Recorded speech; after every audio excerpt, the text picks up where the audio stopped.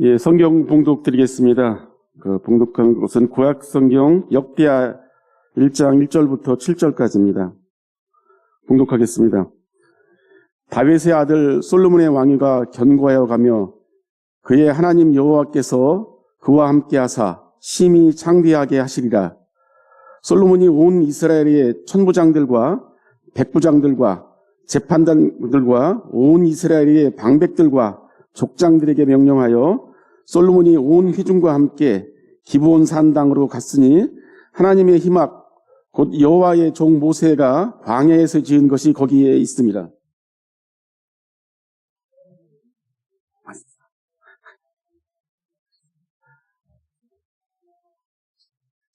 아유, 죄송합니다. 장을 잘못해서요. 예, 역대하 3장부터 7절까지, 1절부터 7절까지입니다. 봉독하겠습니다. 솔로몬이 예루살렘 모리아산에 여호와의 전 건축하기를 시작하니 그곳은 전에 여호와께서 그의 아버지 다윗에게 나타나신 곳이요 여보스 사람 오르난의 타작마당에 다윗이 정한 곳이라. 솔로몬이 왕위에 오른 지 둘째 날 건축을 시작하였더라. 솔로몬이 하나님의 전을 위하여 놓은 지대는 이러하니 옛날에 쓰던 자로 길이가 60규빗이요 너비가 20규빗이며 그 성전 앞에 있는 낭시대 길이가 성전의 너비와 같이 20규빗이요 높이가 120규빗이니 안에는 순금으로 입혔으며 그 대전 천장은 잣나무로 만들고 또 순금으로 입히고 그 위에 종려나무와 사슬 형상을 새겼고 또 보석으로 성전을 꾸며 화려하게 하였으니 그 금은 바르와임 금이며 또 금으로 성전과 그 들보와 문지방과 벽과 문짝에 입히고 벽에 그룹들을 아로 새겼더라. 아멘.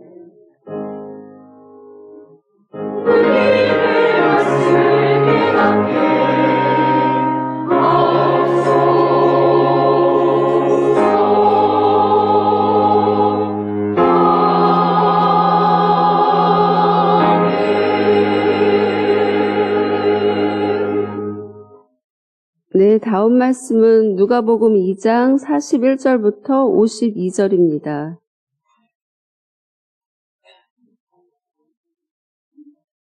봉독하겠습니다. 그의 부모가 해마다 6월절이 되면 예루살렘으로 가더니 예수께서 12살 되었을 때에 그들이 이 절기의 관례에 따라 올라갔다가 그 날들을 마치고 돌아갈 때에 아이 예수는 예루살렘에 머무셨더라.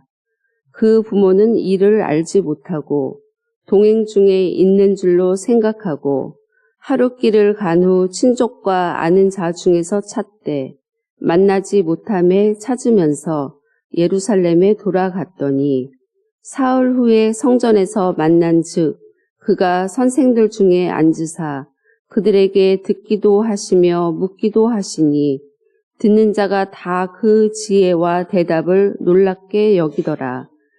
그의 부모가 보고 놀라매 그의 어머니는 이르되 아이야 어찌하여 우리에게 이렇게 하였느냐. 보라 내 아버지와 내가 근심하여 너를 찾았노라. 예수께서 이르시되 어찌하여 나를 찾으셨나이까. 내가 내 아버지 집에 있어야 될 줄을 알지 못하였나이까 하시니 그 부모가 그가 하신 말씀을 깨닫지 못하더라. 예수께서 함께 내려가사 나사렛에 이르러 순종하여 받드시더라. 그 어머니는 이 모든 말을 마음에 두니라. 예수는 지혜와 키가 자라가며 하나님과 사람에게 더욱 사랑스러워 가시더라. 아멘.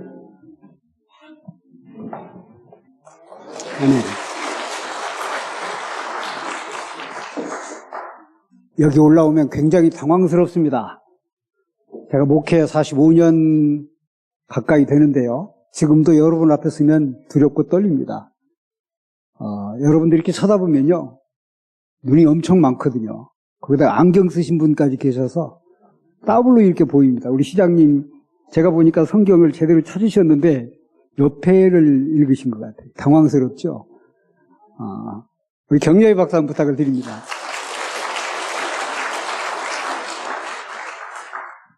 제가 아침에 저희 아내하고 이런 농담을 했습니다. 어렸을 때부터 말하는 것을 잘 가르치면 참 좋겠다. 어제 우리가 이런저런 행사를 보면서 말하는 것이 굉장히 중요한 시절이다 하는 그런 생각을 가졌습니다. 여러분들 자녀들을 말하는 교육을 잘 시키시려면 교회 열심히 다니시면 말 잘합니다. 저같이. 예, 우리 인사 나누십시다. 환영합니다. 축복합니다. 예, 새해 복 많이 받으시기 바랍니다. 굉장히 가까운 친구 두 사람이 이런 대화를 나눴다고 합니다. 그 영화 봤어? 아니? 왜? 속상한다잖아. 속상해서 영화를 안 봤다는 겁니다. 순식간에 1000만 관객을 넘고도 계속해서 직진하고 있는 서울의 봄 관련 얘기입니다. 굉장히 많은 사람들이 황당해 했겠지요. 또, 야, 저군이 참 없다 하는 그런 생각도 했을 법한 그런 영화입니다. 황당한 얘기는 그 뒤에 또 있었습니다. 제5공화국을 만들었죠. 저는 직접 경험한 사람이기 때문에 경험한 것 한 가지만 여러분들에게 먼저 소개해드리겠습니다. 정말 황당한 일이었지요.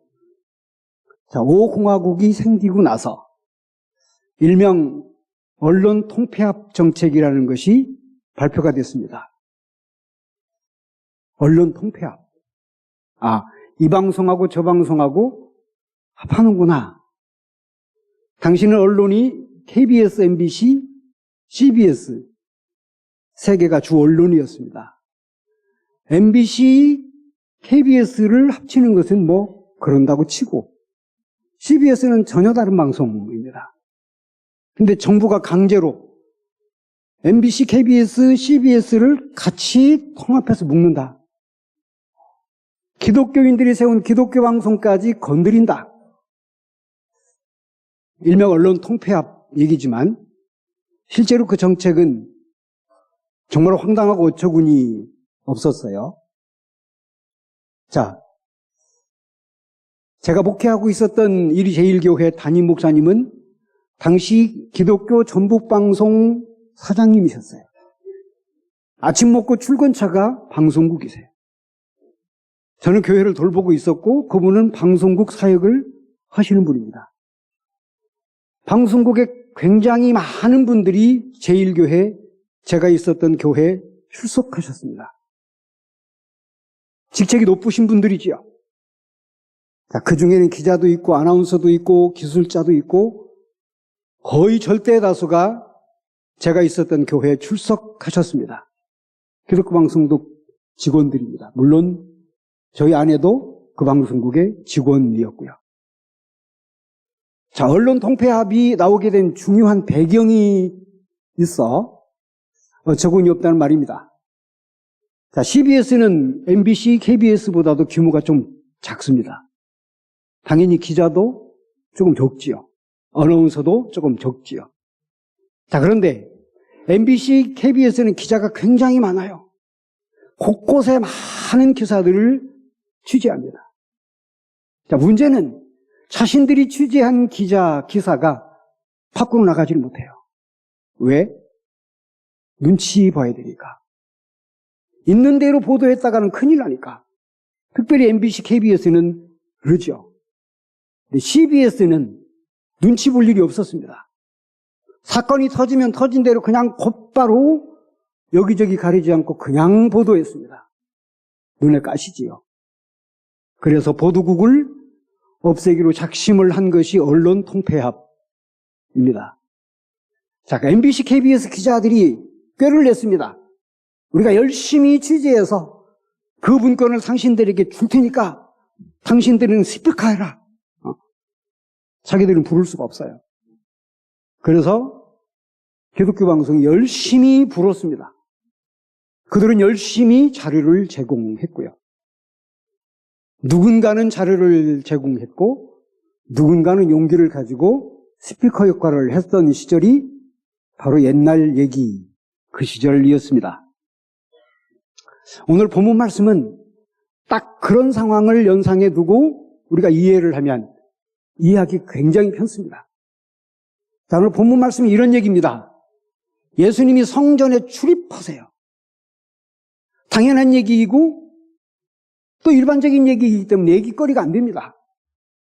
당신은 누구나 성전을 출입할 수 있었어요. 여러분들 성전에 출입하고 이렇게 자유롭게 오시듯이. 예수님도 성전에 출입하십니다. 오늘 말씀에 보면 아직은 예수님이 혼자 다니시기가 불편하셨던지 12살 때 얘기입니다. 그의 부모의 손을 따라서 성전을 출입하셨다고 되어 있습니다. 자, 오늘 말씀에 보면 이런 얘기가 있어요. 해마다 6월절이 되면 예수님의 부모님과 함께 예수님이 성전을 가세요.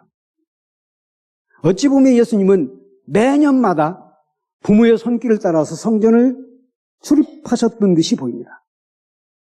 근데 문제는 예수님이 성전에 출입한다는 사실 자체를 누구든지 밖으로 얘기할 수가 없어. 왜? 얘기했다면 큰일 나는 얘기입니다. 여러분, 예수님이 태어나시자마자 당시 종교 지도자들 그리고 당시의 왕이었던 헤롯은 예수님이 태어났다는 것을 기준으로 해서 2살 이하의 모든 아기들을 다 죽였습니다. 왜? 메시아가 태어나면 안 돼. 하나님의 아들이 이 세상에 오시는 일은 절대 있을 수 없어. 지금으로 말하면 그들은 다 목사입니다. 목사들의 생각이 하나님께서 당신의 아들을 세상에 보내시는 건 용납할 수가 없어. 왜?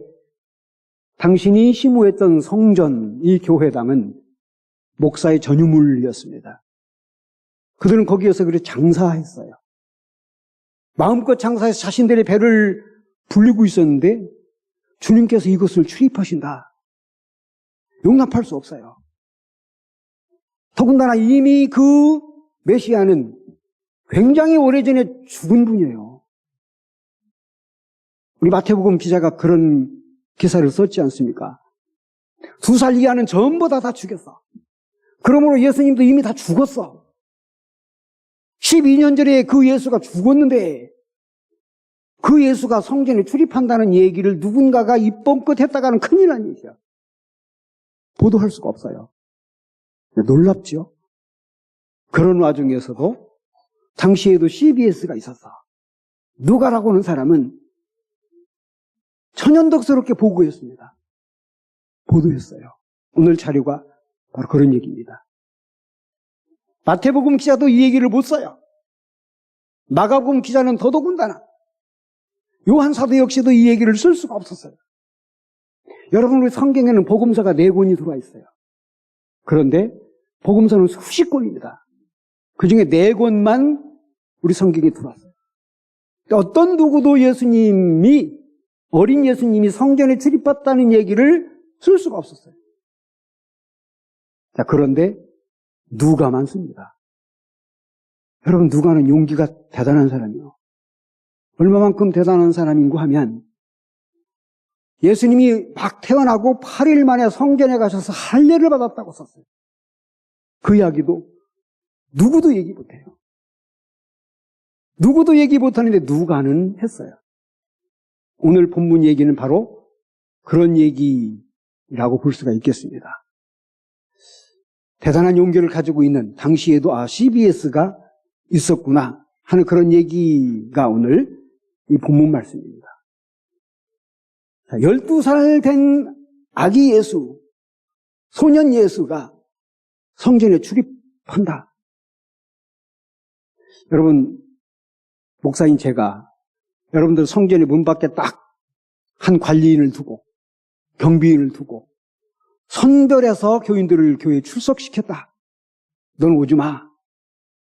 너는 저 갈릴리로 가, 이놈아. 아니, 당신은 와. 왜? 재물 많이 내고 헌금 많이 내고 우리 얘기를 그대로 순종할 사람이니까. 이게 당시 현상이에요. 그러니 그들에게 진실을 얘기했다가는 큰일 나는 얘기야. 우리 주변에 예수라고는 분이 여기 돌아계셔요. 이 얘기했다는 그냥 그날로 목이 나가는 날. 이런 얘기가 오늘 본문의 배경이다 볼 수 있습니다. 그런데 참 놀랍지요. 그런 와중에서도 예수님의 부모는 끝까지 성전을 출입했다는 얘기입니다. 오늘 뭐라고 그랬어요? 관례를 따라서. 핑계김에. 아니, 유대인의 모든 남자는 성전을 자유롭게 출입할 수 있는데 당신들이 무슨 권리로 막으며, 무슨 권리로 선별하며, 무슨 권리로 구분하며. 예수님의 어머니 아버지는 끝까지 위험을 무릅쓰고 성전을 갑니다. 여러분, 예수님이 또 죽을 수도 있어요. 그 하나님의 아들이, 독생자인 예수가, 아직도 메시아가, 아직도 구세주가 살아계셔서 성전을 출입한다는 얘기가 그들의 귀에 들어가면 예수님 목숨은 다시 위태로울 수 있어요. 그런데도 예수님의 부모는 끝까지 출입했다는 얘기입니다. 해마다 갔어요. 굉장히 자주 가셨어요. 놀라운 얘기입니다. 예수님의 부모만 출입한 게 아니에요. 여러분, 장사는 잘 되니까 오랫동안 하는 겁니다. 그 지역에서 오랫동안 장사하는 사람은 잘 되니까 하는 거지요. 성전에서 성전 장사를 하던 제사장들은 굉장히 장구한 세월 동안 거기서 장사했어요. 그 긴 세월 동안 그들이 거기서 장사할 수 있었던 중요한 배경은 남는 장사이기 때문에. 환전상에서 돈이 남아. 물건을 팔아서 돈이 남아. 임대료를 비싸게 줄 수 있기 때문에 돈이 남아. 오랫동안 그들은 거기서 장사했어요. 남는 장사예요. 이 얘기는 무슨 얘기인고 하면 날마다 날이면 날마다 성전에는 굉장히 많은 유대인들이 또 성전을 출입하려고 생각했던 사람들이 날마다 출입했다는 얘기입니다. 누가 뭐라고 하든지 간에 유대인들의 유일한 신앙관이 있습니다. 성전을 출입하는 거. 누가 방해를 해도 성전을 들어가야 되는 거. 이것이 유대인들의 고집입니다. 예수님의 어머니 아버지도 그 고집쟁이 중에 한 분이세요. 궁금합니다. 왜 그런 위험을 무릅쓰고 예수님의 부모님은 성전을 그렇게 출입하시려고 했지? 왜 그렇게 차별을 받으면서 유대 백성들은 성전을 그렇게 들어가려고 했지? 궁금하죠?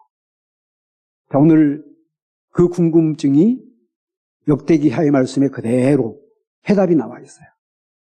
자, 역대기 1장의 말씀에 보면 첫 절에 이런 말씀이 솔로몬이 예루살렘 모리아 산에 하나님의 전 건축하기를 시작했다고 되어 있어요. 여기 중요한 단어가 등장합니다. 모리아 산에 예루살렘에. 자, 예루살렘에 있는 그 모리아 산에 솔로몬이 여호와의 전 성전을 건축하기로 작심하고 시작했다는 얘기입니다. 모리아 산이라고 지명을 일부러 거명을 해요.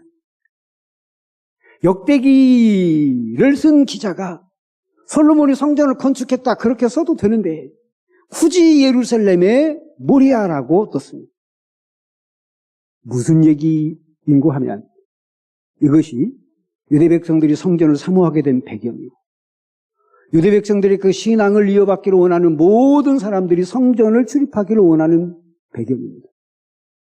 솔로몬이 성전을 아무데나 짓지 않고 예루살렘의 모리아 산성에 지을 수밖에 없었던 배경은 우리 창세기로 거슬러 올라가 보면 그 모리아라고는 산은 오랜 과거에 믿음의 조상이었던 아브라함이 100살에 얻은 아들을 하나님이 바치라고 하니까 그냥 무작정 바치려고 갔던 곳이 그 모리아산.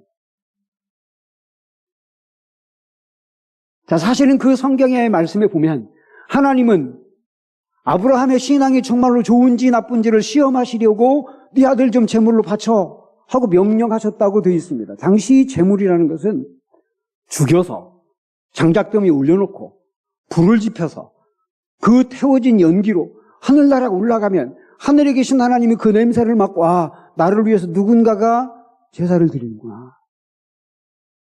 이것이 제사제도의 시작입니다. 자, 그래서 아브라함이 아들 이삭을 잡아서 바치려고 그러면 100살에 얻은 그 아들을 죽여야 되고 또 장작덤 위에 올려놔야 되고 불을 놓아서 태워야 되고 완전히 아들 하나를 완전히 제물로 바치는 행위가 바로 그런 일이었어요.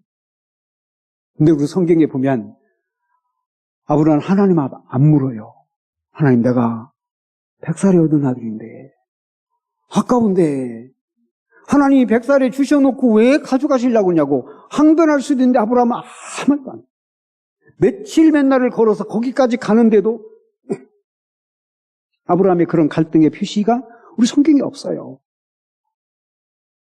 자, 그래서 모리아산까지 갑니다. 아들이 지게에다가 장작을 싣고 아들이 물었다고 돼 있어요. 아버지, 다 준비됐는데 재물은 어디 있어요? 아버지가 네가 재물이라고 얘기할 수도 없지. 대답을 못합니다. 그냥 가. 사흘길 나흘길을 가서 마지막에 아들을 잡아서 지금 제물로 드릴 작정인데 하나님이 다급하게 아브라함을 부르셨다. 야, 혼내지 마. 내가 네 믿음을 확인했으니까 그거로 됐어.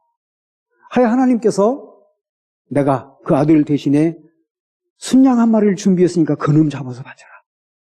그래서 이삭이 살아납니다. 자, 그 산이 모리아산이야. 근데 그 신앙을 확인하신 하나님이 즉시로 창세기 말씀에 보면 아브라함에게 축복하십니다. 내가 너에게 축복하지. 내 씨에게도 축복하지. 오늘 제가 잠깐 앞에서 부른 말씀에서 잠깐 드렸습니다. 내가 너에게 복 주고 복 주며 너를 번성하게 하고 번성하게 하리라. 하나님이 아브라함에게 하신 약속의 말씀입니다. 그 현장의 모습을, 그 결단의 모습을, 그 순종하는 모습을, 그 헌신하는 모습을 하나님께서 확인하시고는 아브라함에게 즉시로 내리신 축복이 내가 너에게 복을 주고 네 씨에게도 복을 주어서 번성하게 할 것이고 세계 만민이 너를 인하여서 복을 받게 할 거야. 여러분, 유대 백성들이요, 성전을 사모한 배경입니다. 왜? 그 모리아산에 솔로몬이 성전을 쳤거든요. 솔로몬의 아버지 다윗이라는 사람이 있었는데 다윗이라는 사람이 그 성전 터를 돈으로 샀어요.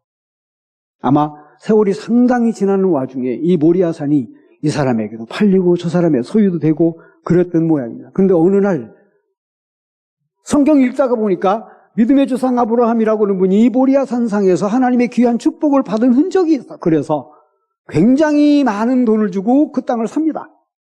누구의 소유? 오늘 말씀에 보면 오르난이라고 하는 사람의 타작마당. 아마 오르난이라는 사람이 소유했던 듯이 보입니다. 당시 오르난은 이방 사람이에요. 자, 다윗은 생각하기에 이것을 그냥 놔뒀다가는 이방 사람들의 소유로 영원히 굳어질 가능성이 많아. 그래서 굉장히 많은 돈을 주고 그 땅을 사버려요. 오늘 말씀에 보면 다윗이 그곳에서 하나님을 만났다고 되어 있어요. 그 다윗의 충정을 하나님 보시고 하나님을 또 다윗을 만나주시죠. 자, 그 땅에 솔로몬이 성전을 줬습니다. 여러분, 부귀영화의 대명사 하면 지금도 솔로몬입니다. 어찌 됐든지 간에 솔로몬만한 영광을 얻은 사람이 없었다고 우리 성경은 증언하고 있습니다. 자, 솔로몬이 그렇게 성전에 그렇게 엄청난 축복을 받은 배경이 있습니다. 여러분, 솔로몬은요, 우리보다도 인격적으로 좀 모자란 사람이야. 출생 신분 자체가 그래. 다윗도 우리보다 뛰어난 사람이 아닙니다. 우리 성경 읽다 보면 다윗 엄청난 죄를 졌어요. 그래도 하나님이 다윗에게 축복하셨고 솔로몬에게 축복하십니다. 이유가 딱 하나 있었을 것인데 성전을 지은 거예요. 이게 하나님이 다윗을 축복하시게 된 배경이에요. 그게 솔로몬을 축복하시게 된 배경입니다. 여러분, 궁금한 게 또 있습니다. 가끔 어떤 분들은 목사인 저에게 묻습니다. 유태인들은 예수도 안 믿는데 왜 하나님이 저렇게 축복하시지요? 여러분, 궁금하시지? 500원 내놔. 알려드릴게요. 유태인들이 예수 안 믿어요. 거의 95%에서 안 믿어요. 근데 어떻게 그렇게 축복을 받지? 여러분, 최근에 뉴스 여러분 들어보셨죠? 하버드 대학은 인류 대학입니다. 최고의 대학. 하버드 대학이 역사가 400년이에요. 400년인데 최근에 한 총장이 사임했어요. 그게 큰 화제가 돼요. 뉴스거리에. 아니, 하버드대 총장이 사임했는데 뭔 뉴스거리지?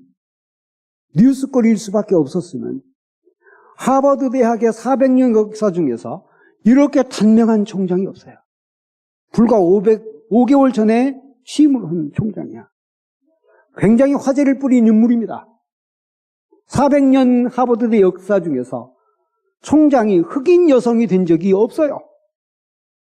근데 5개월 전에 흑인 여성이 하버드대 총장이 됐어. 그래서 큰 뉴스거리였었습니다. 근데 그 총장이 5개월 견디지 못하고 엊그제 사임했어요.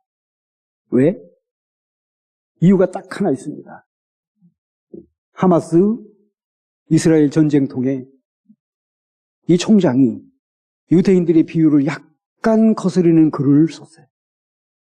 우리 하버드 대학의 장학금본에 총장이 진퇴양난입니다. 엄청난 장학금을 내는 사람들이 하버드 대학만 내는 게 아닙니다. 세계에서 가장 돈 많기로 유명한 유대인들은 이것저것에 많은 것들을 기부하죠. 하버드 대학 역시 마찬가지야. 유대인들이 기부 행위를 중지하면 하버드 대학 운영이 안 됩니다. 금년에 미국 대통령 선거가 있다고 그래요. 트럼프하고 또 바이든이 붙을 가능성이 있다고 그럽니다. 두 사람 전부 다 유대인들의 비유를 거스르면 큰일 나요. 여러분, 바이든 날아갈 가능성이 많아, 진짜로. 왜? 지금 전쟁이잖아. 조금만 유대인들 편에서 이탈했다가는 바이든 그냥 날리면이야. 트럼프 예외가 아닙니다. 트럼프의 사위는 유대인입니다. 왜 그렇게 유대인들이 미국을 쥐락펴락하지? 궁금하지요? 예수 다 믿는 사람들인데 어떻게 하나님은 저렇게 많은 돈을 유대인들에게 지금 몰아주셨지? 저는요, 그런 생각을 갖습니다. 예수 안 믿기 때문에 저들의 미래는 없어요. 미래라는 말은 죽어서의 천국 얘기입니다. 그런데 기왕 하나님이 약속하셨어. 내가 너에게 축복할 거야. 현세에는 유대인들이 축복을 받게 돼 있는 거, 이거 하나님 하신 약속이야. 당신이 하신 약속을 거둘 수가 없어요.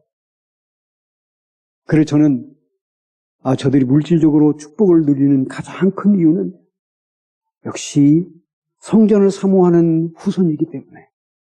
모리아산도 마찬가지고 다윗의 신앙도 마찬가지고 솔로몬의 신앙도 마찬가지고 그들이 성전을 여러 번 잃을 뻔했으나 다시 건축했고 또 건축했고 지금까지도 그 성전을 출입하는 것을 가장 큰 복으로 생각하는 사람들이 유대 백성들이에요. 유대 백성만이 아닙니다. 그 신앙을 본받고 있는 유럽 사람들 보세요. 여러분, 유럽 여행하는 사람들의 절대 다수는 다 성전 구경하는 겁니다. 어떻게 이렇게 성전을 짓지? 우리 저기 요라 양이 공부했던 도시가 쾰른이라는 도시인데, 독일 얼마나 큰 성전이 있는지 몰라요. 쾰른 성전 아주 유명합니다.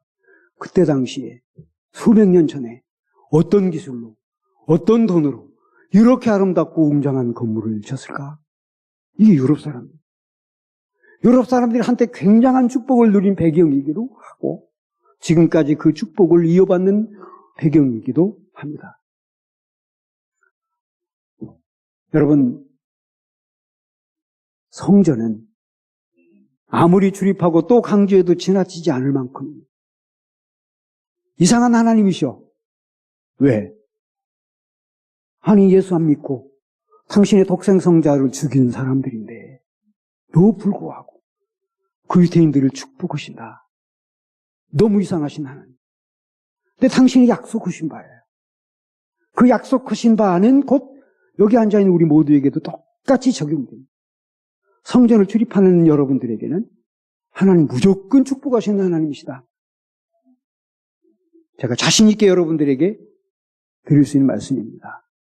바라기는 금년 그야말로 아브라함이 받은 복의 번성의 더 큰 축복이 여러분들에게 임하기를 원하는데 성전을 중요시 여기시고 첫 주일부터 마지막 주일까지 어떤 모양으로든 성전을 출입했으면 좋겠다.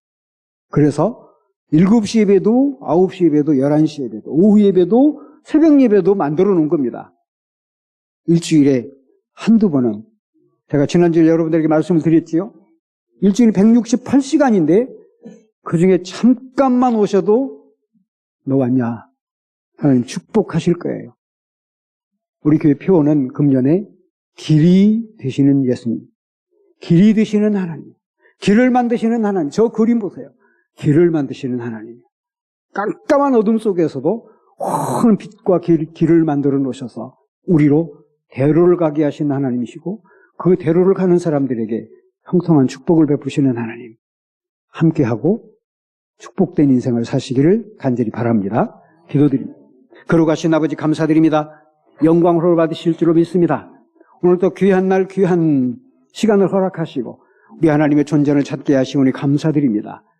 거룩하신 아버지 하나님이 성전을 사모하는 백성들에게 우리 하나님 놀라운 축복을 베푸시는 하나님이신 줄로 믿습니다. 연초부터 연말까지 날마다 우리는 성전을 사모하게 하시고 성전을 중심으로 살게 하시고 성전을 출입함으로 복된 삶을 살아가게 하여 주시옵소서. 복의 복을 받고 번창의 번창을 더 축복으로 이어받는 백성들 되게 하여 주시옵소서. 믿사옵고 감사하오며 예수 그리스도의 이름으로 기도하옵나이다.